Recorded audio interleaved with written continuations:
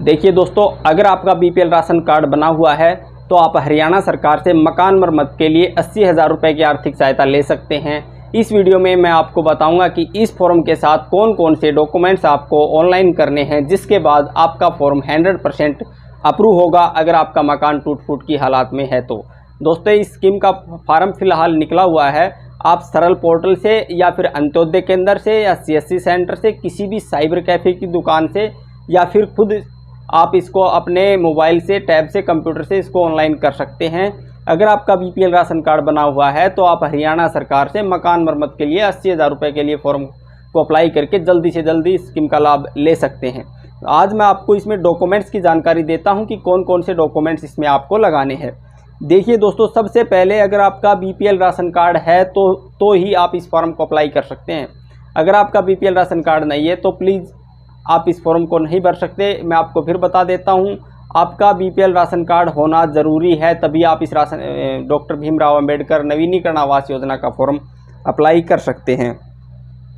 उसके बाद प्लाट की रजिस्ट्री होना कंपलसरी है, और जो व्यक्ति फॉर्म अप्लाई करेगा राशन कार्ड में उसके नाम से प्लाट की रजिस्ट्री हो। ठीक है, जो व्यक्ति मकान मरम्मत के लिए फॉर्म अप्लाई करेगा उसके नाम से प्लाट की रजिस्ट्री हो। अगर प्लाट की रजिस्ट्री नहीं है तो आज देखिए हरियाणा सरकार ने हरियाणा प्रदेश को लाल डोरा मुक्त कर दिया है, तो हरियाणा सरकार आपसे रजिस्ट्री लेगी हर हालात में। अगर आपके पास रजिस्ट्री नहीं है तो आप अपने बीडीपी ऑफिस से रजिस्ट्री ले सकते हैं। अगर फिर भी रजिस्ट्री नहीं बनी है तो आप अपने ग्राम सचिव से लिखवा सकते हैं, उसके मोहर के साथ एक कागज़ पर कि इसका मकान लाल डोरे के अंदर आता है, तभी आप इस फॉर्म को अप्लाई कर सकते हैं। ग्राम सचिव या बीडीपीओ से आप लिखवा सकते हैं कि इसका मकान लाल डोरे के अंदर है, इसकी रजिस्ट्री नहीं है। ठीक है, उसके बाद आपने अपना आधार कार्ड देना है और पैन कार्ड देना है। अगर वोटर कार्ड है तो आप वो दे सकते हैं, नहीं ज़रूरी नहीं है।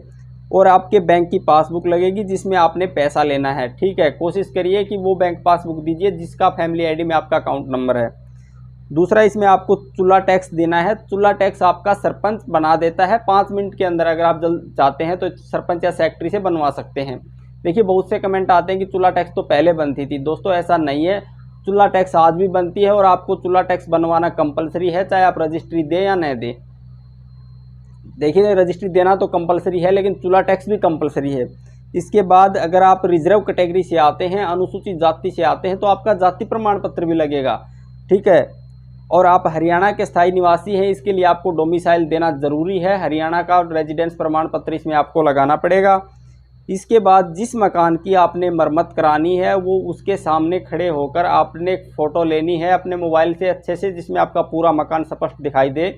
जहाँ जहाँ पर टूट फूट हो रखी है वहाँ से फ़ोटो लीजिए और इस फ़ोटो इसके साथ में लगेगी।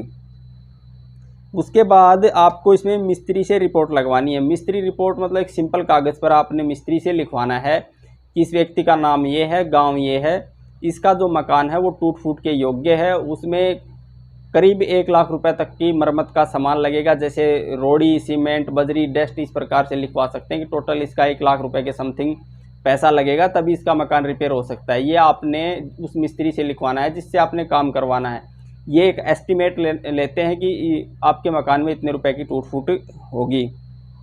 उसके बाद आपने एक एफिडेविट देना है कि मेरा बीपीएल राशन कार्ड बना हुआ है, मैं गरीबी रेखा से नीचे आता हूँ, मेरे पास अपना खुद का प्लॉट है जिसकी मैं रजिस्ट्री संलग्न करता हूँ।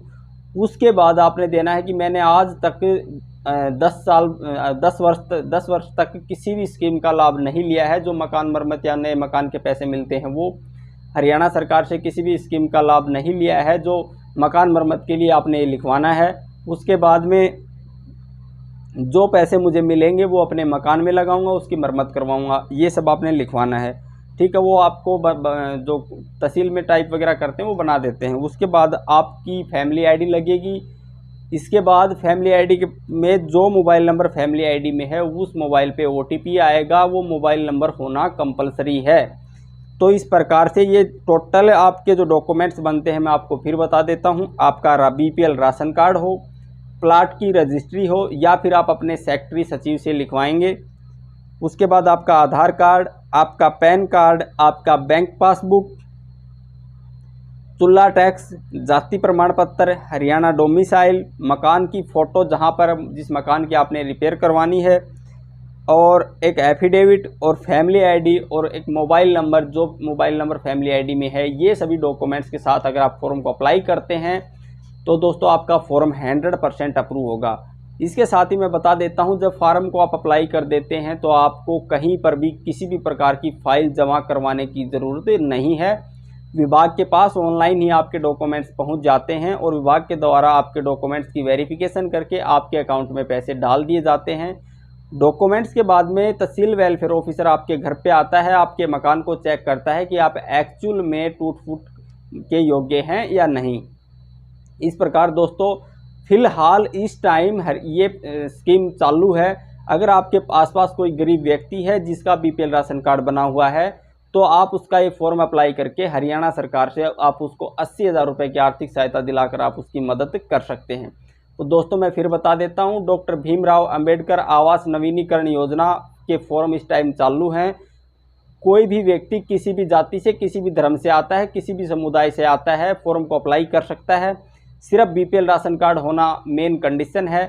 इसके बाद में जो डॉक्यूमेंट्स मैंने बताइए, डॉक्यूमेंट्स लगा के आप इस फॉर्म को अप्लाई कीजिए और इस स्कीम का लाभ लीजिए।